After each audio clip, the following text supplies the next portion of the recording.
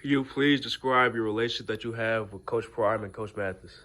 Like, how far back do y'all go? Back to '97. We go back to '97. That's when I was drafted by the Cowboys. That's when me and Kevin Mathis came in at the same time. The Cowboys. We met Dion. We were roommates. Me and Kevin were roommates actually. So I was drafted. We came back. We went down to Dallas for the rookie mini camp.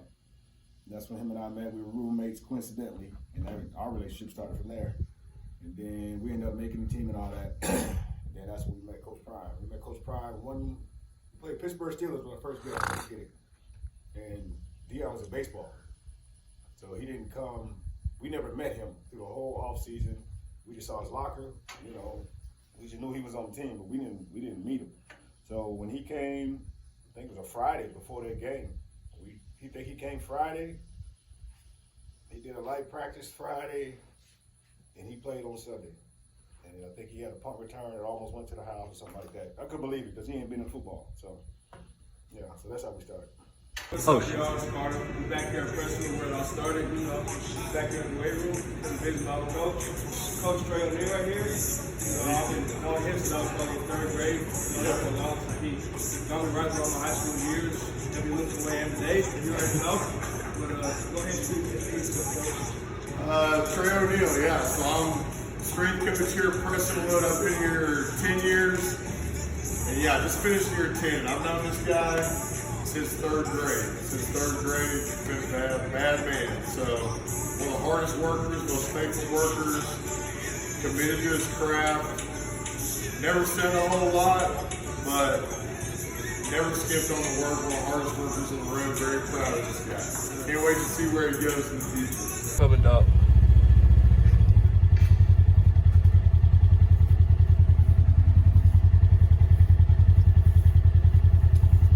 What's up, dog?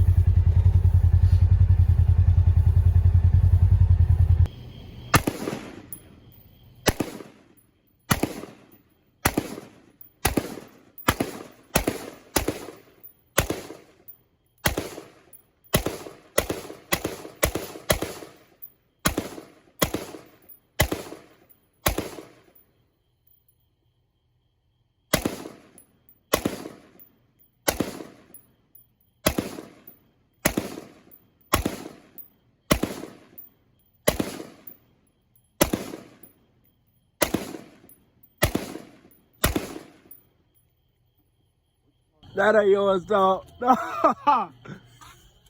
Hey, I was supposed to be shooting at this one. This one yours, dog. How you doing that? Because that's what you said.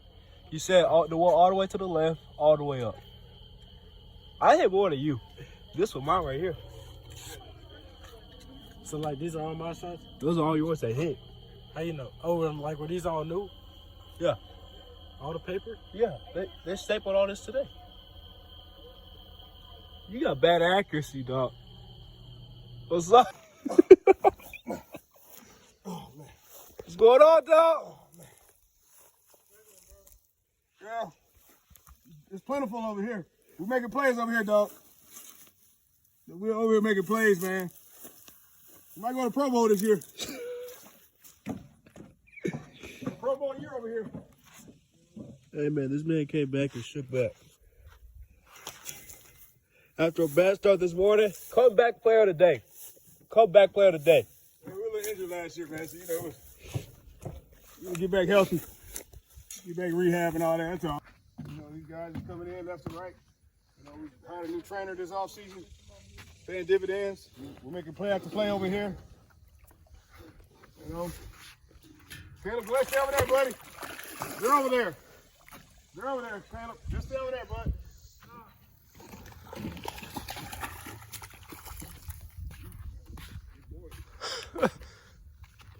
Can you talk about some of your favorite memories you have with Coach Mathis and Coach Prime? Yeah, we was tight. We was like brothers. Dion sort of really took us in. I think he saw we was hard workers and stuff. So he really helped us a lot, with the game, understanding the game, the mental part of how the league works, offenses, how to, route combinations, how all that stuff go together, when to jump routes, when not to. I came in, I was like more like a hitter. He was one of the first people that, back then we was really hitting it, like banging like hard without personal fouls and all that. The game was much more physical. So my game was more based off that coming out of college. But Dion, he was one of the ones that sort of really showed me how to. Like, you got to start playing like the passing game, interceptions, making plays on the ball, and that kind of stuff. So that helped me a lot. You know, I ended up playing 11 years. I was a 7th-round draft pick, but I ended up playing 11 years based off a lot of stuff that I learned between, from Coach Prime and Dion, and Darren Woodson was a huge help also. But yeah, he really helped us understand the game and all that. Okay, so since you played with Coach Prime, how easier did he make your job, like being on the same team as him? No, it was easy. First of all, you're always learning from somebody like him. Even when he's not talking, technically teaching you, he's always saying something that you can always pick up, or he's doing something that I picked up a lot. But playing, when you play with great guys like that, the playbook changes. So the general playbook may say the safety's supposed to be over the top, or if you don't have any work, look out to help the outside receiver to your side. Okay, that's true. Depending on what corner's out there as a safety, that's true. So if I got, a guy that's not like Coach Prime, a normal corner, then yeah, you follow what the playbook says. But when Dion is out there and he's out there, and he was out there at that corner, the playbook, everything changed. You don't, because the playbook said you still don't go out there. He don't need you. Yeah. So you go look for work somewhere else. And go, and you guys get in trouble by the coaches if you go up and jumping out there to help him, and then somebody else need help on the other side. So. Yeah, I had to learn that when I first came in. I didn't realize that because in college, you got to do what the playbook says and that's it. But you play with great players that are generational type talents like that. You don't play the same. Everything, it just changes. It makes your job easier. It frees you up to go try to make more plays because he don't need you. He don't need no help. Yeah, he don't need no help. He don't want it. Yeah. And that's another thing. When those good corners like that, they really don't want a lot of help either. Not that they just don't. The playbook said. But they really don't want it. They like that competition. They like that competitiveness, that man to man, I got mine, that type of mentality. So he coaches with that same mentality too. But that playing with Coach Prime definitely made job and safety a whole lot easier. Yeah. All right, so yeah, you watched Carter growing up. So what did you think of him, like, as an athlete growing up? Man, growing up early on, honestly, you kind of just saw he was naturally gifted. I lived with him for 7 years when I was younger, so I used to wake up and go work out in the backyard with J.R. Reed, somebody he works out with now. And he used to come out there with us, man, and just put in the work at his own pace. He was much younger than us, but he was putting in the work, and we saw it then, man, to be honest. He played flag football. We saw there's a lot of things he did in flag football that just amazed us, and we're just like, all right, he's on the right track, so he should have a good future ahead of him. Okay, so what are some things that you noticed about him when he was young?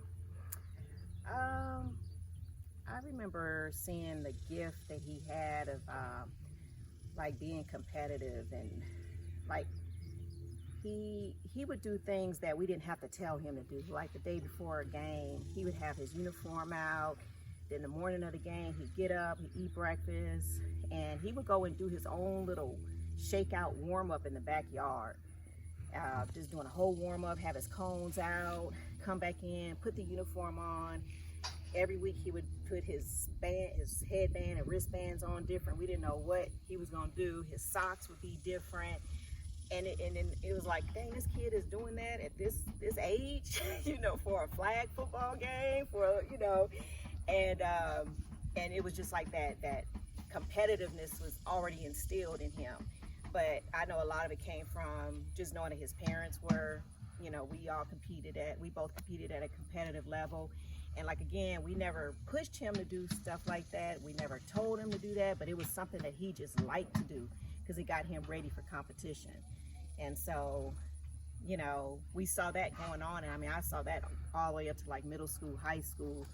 So, that was something that I thought it was definitely a gift for him to be an athlete and to be competitive and, his mindset. And it wasn't something that was never forced. We never had to force that on him. It was just a gift that he's always had. So. Okay. So I know y'all were big on his education. So what are some things y'all did to make sure that he was in the right place? You know, early on, early education was important to us. We had our kids in Montessori school because it taught them to be independent, and it was like a different approach to education. They were only there for a couple of years, and then in second grade, we had put them at Prestonwood Christian Academy, which they were known for their education curriculum, rigorous education, and it was a blessing for him because he had amazing teachers from second grade to 12th grade that really cared about him. Small classroom sizes, you know, instilled the kingdom education and being a kingdom's student athlete, and everything that they learned in the classroom applied to what they did outside in life. And so we knew when it came to the college choices, that was a big deal. We wanted to make sure everything that was planted in him during his school years he was going to be able to carry over to college. And we know that Colorado is a school of academics, rigorous standards, and that was important to us. So like just kind of looking at the different universities, that was definitely one of our top choices because of that, and we felt like he can definitely get the same type of education standard and the support that he would need in order to be successful in life. That was like the big picture. So yes, we truly believe Colorado is definitely the perfect choice. So what do you think the biggest difference between you and Carter is as a player? As players, well, when I was his age, he's bigger and he was a lot faster than I was. I ended up getting fast along the way. I kept working on speed and getting faster. I had to train for it. He had a lot of that sort of naturally. I don't know if a lot of people know. What do you weigh in at? Was you like 202? 202. I don't think a lot of people know. Carter's like 6'1 and a half. He's close to 6'2 and he's 202 pounds. What you weigh in at, Colorado? So I don't think a lot of people know how big he is for a corner. Most people would automatically say, oh, that's his safety size. But he's pretty fast. He's a 10'6", 10'5 sprinter. That's going to be a 4.4 easy, at least minimum 40 times. And anybody knows that. But I don't think people know how big he is. I mean, people inside the building know. But yeah, he's a pretty big body. So he's a lot bigger than I was, especially at his age. So there's a good chance he could be 210, 212 pounds by the time he graduates. And he's, obviously he can run, which is the biggest thing. So big isn't good enough. Having the skills and, being able to do the things that smaller guys and the people he has to cover, that's what makes him sort of unique in that sense. So how was training growing up for y'all? Training, I worked with him some. I was intentional. I didn't want to be the only person that worked with him. So I just tried to surround him with people that I knew, like Coach Prime and Coach Mathis and some other NFL, friends that we had and other guys around town that really knew what they were doing. I mean, and he also had a huge community around him. Again, other, like y'all were able to work together all the time. And yeah, just having that community of people around him outside of just me and hearing other voices. Because like right now, I'm not coaching now. He's up in Colorado. Wherever he would have went, someone else is going to be coaching him. And also his last year of high school, I wasn't coaching him. Coach Roy McKinley was working with him. So I think it was critical for our relationship to stay father and son. I wasn't interested in wearing, all those hats at one time because when it's time for him to clean his room, I need to say, go up there and clean your room. But you need to get it done. But if you tie that in with, everything, coaching, he has a bad day at practice, we bring that home. Then he got to go clean the yard on top of that. So that means, dad is always on him like that. So I didn't want to be that dad. I want to have that type of relationship. So I rather would have been, I wanted to be dad and not coach all the time. So, but as long as, I sleep good at night knowing the people he was around, who was coaching, who was working with him growing up. So I knew he was getting good information. So, and also all the people that we're around, they speak life in the kids, in the athletes. They don't just coach them. They talk about the stuff in life that really matters, character, work ethic, doing stuff the right way, and all those things. So that stuff is critical, by the people that he was surrounded with. So for you, how was it growing up training with your dad? I mean, it was never easy. He always made me go the long, hard way. Always made me earn it, like in everything. I mean, he didn't shortcut anything. Like the way how he got it when he came into the league, like the way he used to train, he implemented that same mindset into me. So it's like, I feel like I'm just taking everything that he gave me and just using it out whenever I go train by myself. So it's like, I'm able to handle myself now, and like, not saying that I don't necessarily need his help, but it's like, he taught me so much now, so it's like, I kind of like feel like I got it now. So for you and Carter, how was it like for y'all growing up to have your parents as athletes? I mean, it helped out a lot with them just coming from that background that they had. Whenever they would talk to us, it always the right thing because they've actually done it before. So they're not just telling us anything, like just to say it. So it's like, whenever they tell us something that actually helped us, that actually like helped us in the future, like when we got to like a certain point in life. And then it was never like, people used to ask us like,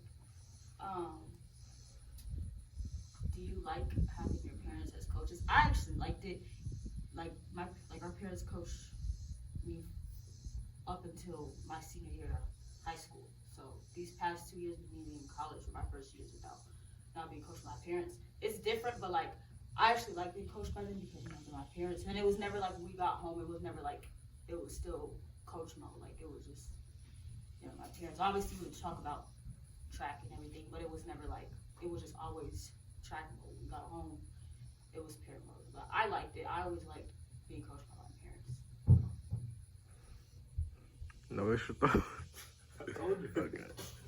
Okay, for the parents, how did y'all like coaching y'all's kids as athletes?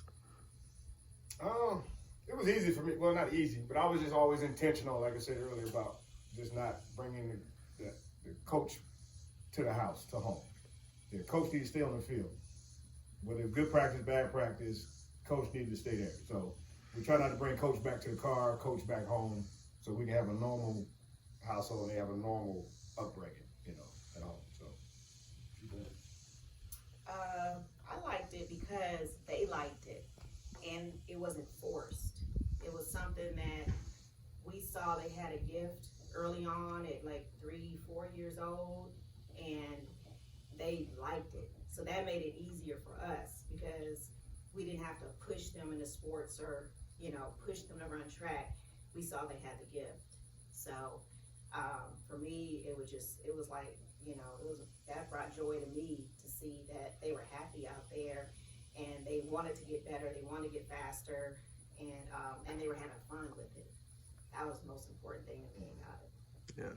So he actually said that Carter got his speed from you. So what do you think about that? He did.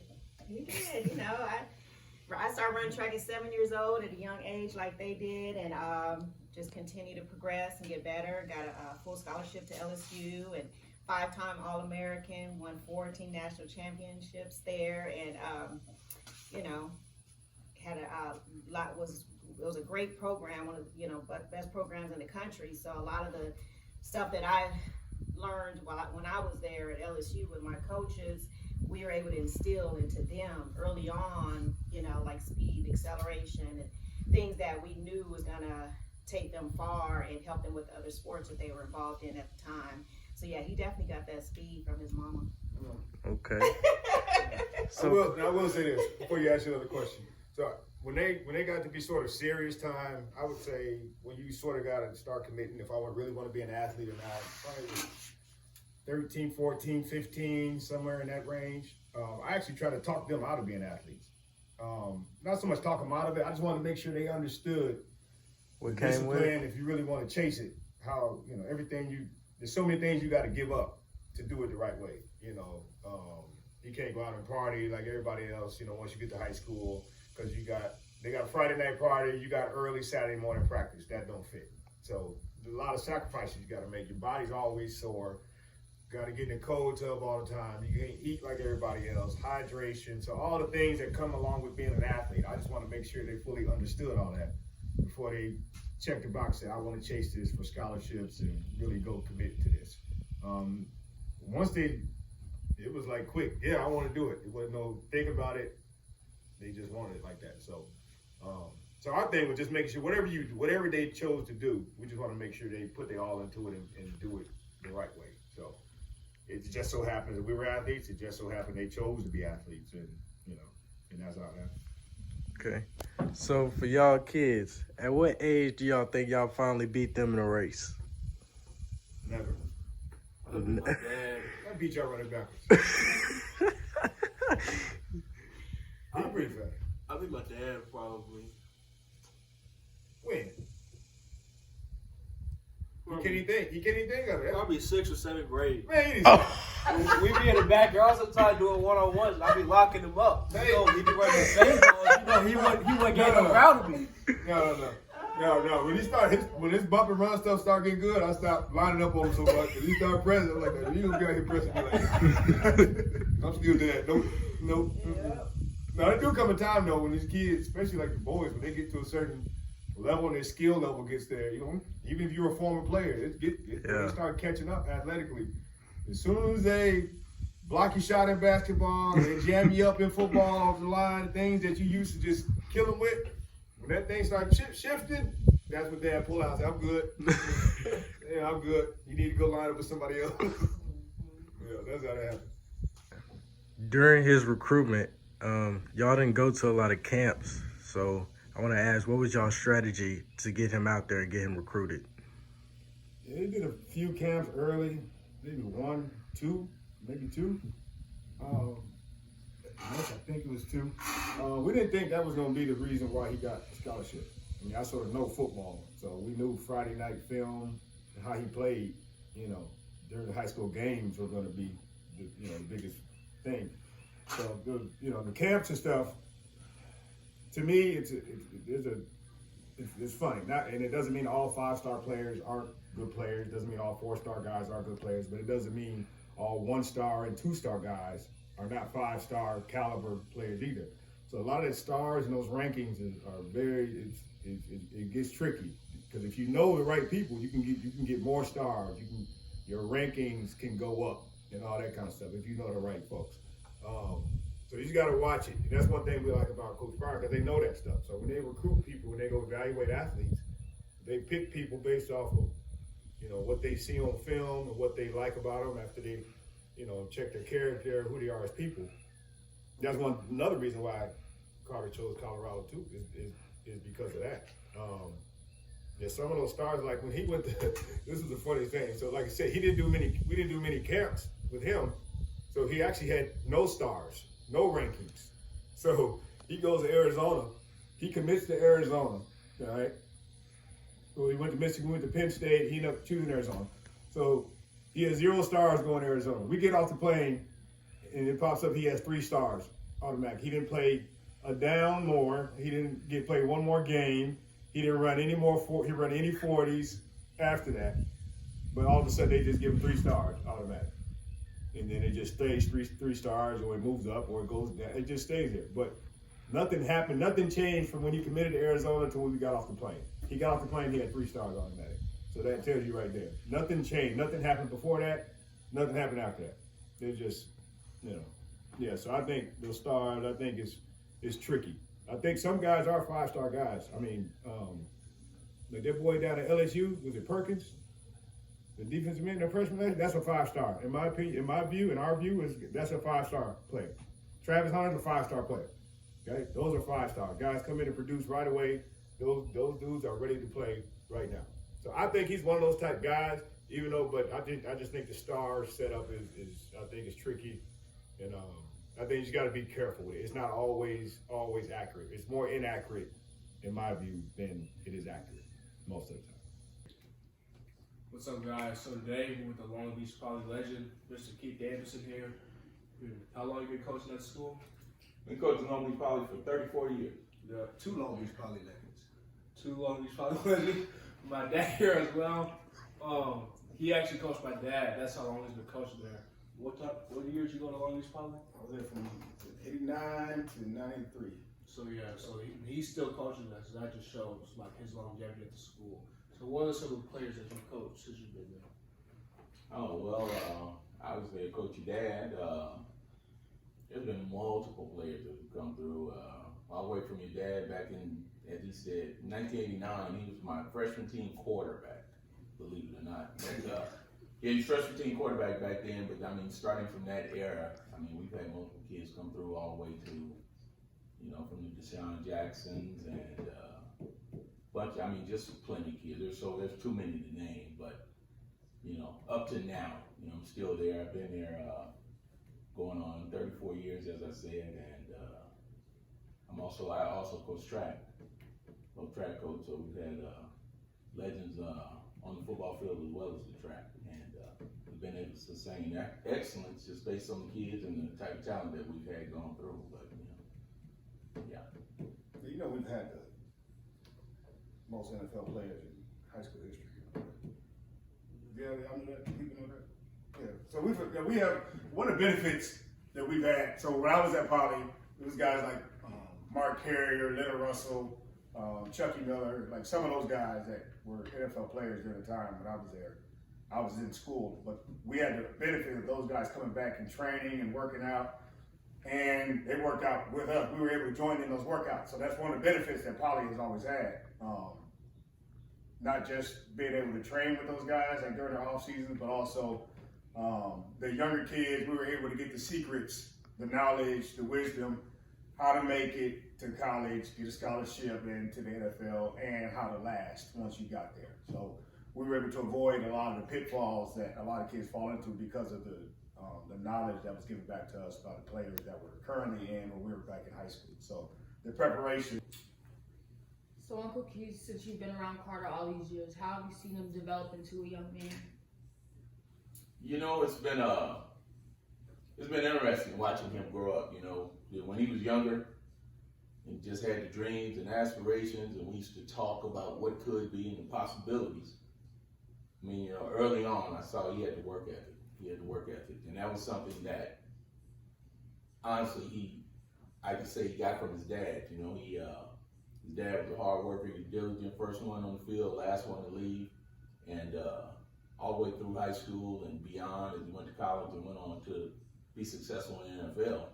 And so now, years later, we come up and now here's Carter, and now he starts doing the same things, and I start seeing some of the same things, that characteristics that I saw in his dad early.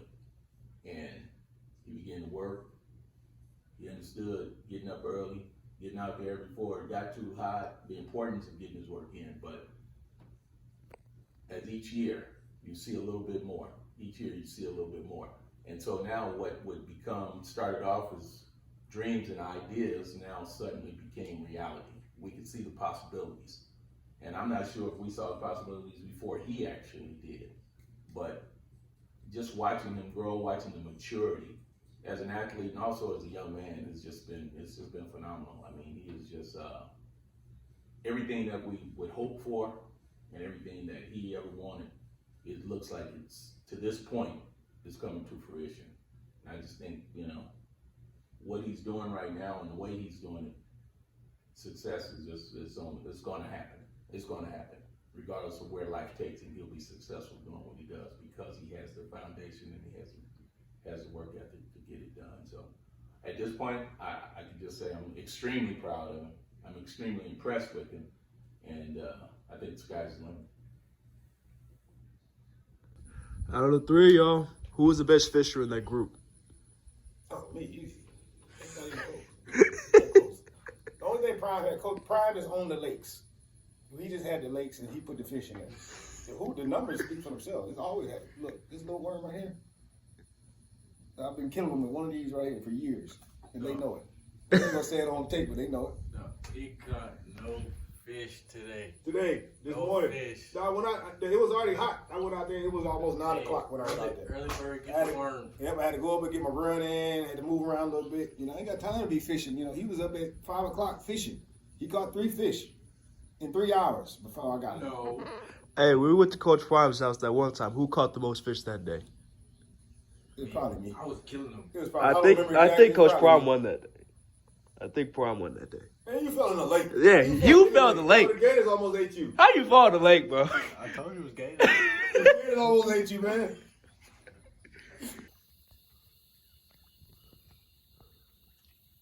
What you got, dog?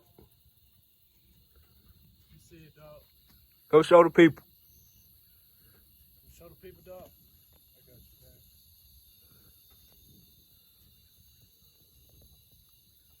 Oh, he's slimy.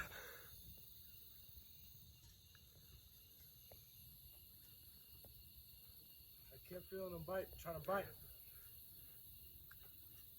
You made a play, dog. Gotta stay patient and make the play. You made a play.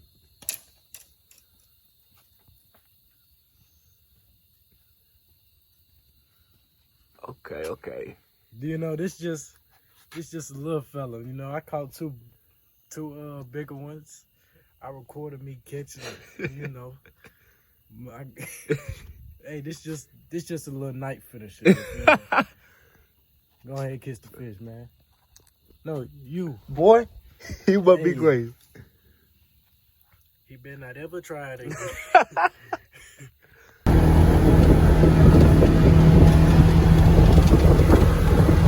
That boy went in that second gear. He hit that second gear.